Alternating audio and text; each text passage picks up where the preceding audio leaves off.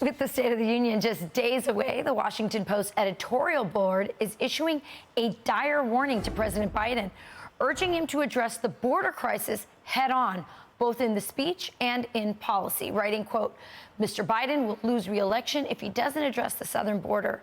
He needs to convey that he understands that many see the millions of border crossings as a breakdown in one of the federal government's core responsibilities and outline how he will use executive authorities to stop it if Congress won't.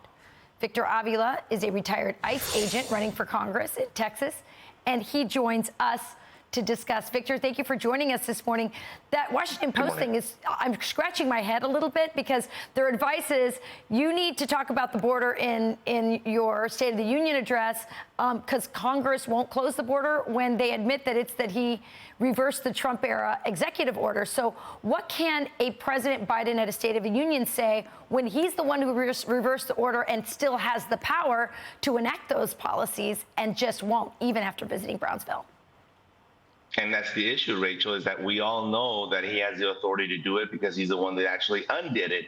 And the American people are no longer buying this. They want the president, and he has the, at this point, he must address this critical issue, and that's border security, illegal immigration, because it's not just the conservative people in this in the country. Believe it, it's the Democrats that are asking for answers. But what can he say, Victor? But what can he say? He made it happen. So he's at the State of the Union. What can he possibly say? Well, this is the part where you have to have integrity. I don't know if it exists in the White House, but you have to say what the reality is at the border that we have been talking about for years that they have been ignoring. If they want to have a shot at this election, they're going to have to do it. And I think that's really the cause is that they know that they're losing this election based on this #1 issue in the country, and they better address it. All right. I want you to see this poll. It says, if the 2024 election were held today, who would you vote for? These are the Hispanic numbers, Victor. Donald Trump, 46%. Joe Biden, 40%. I don't know, 14%. This has to be very troubling for the Democrats. I know the border is a big issue. What are the other issues turning Hispanics who are traditionally Democrat against the Democrat Party? Well, I can tell you my district that's predominantly Hispanic is the economy. Of course, border security is top of mind, but it's the economy, it's public safety, it's national security. I mean, these are common sense issues that people are requesting, that they feel abandoned, that they haven't gotten in the last 3 years. And they're desperate for representation, that their government be present and address their issues. There's some rural healthcare issues in my district as well, which in 2024, believe it or not, we're still having to deal with that. But really what people, when it comes down to, they want to be safe in their own neighborhood. Yeah, fair enough. Okay, Victor, you are running in the primary on Tuesday. You're running against Tony Gonzalez, another Hispanic Republican in your Texas district. Why are you running against Tony?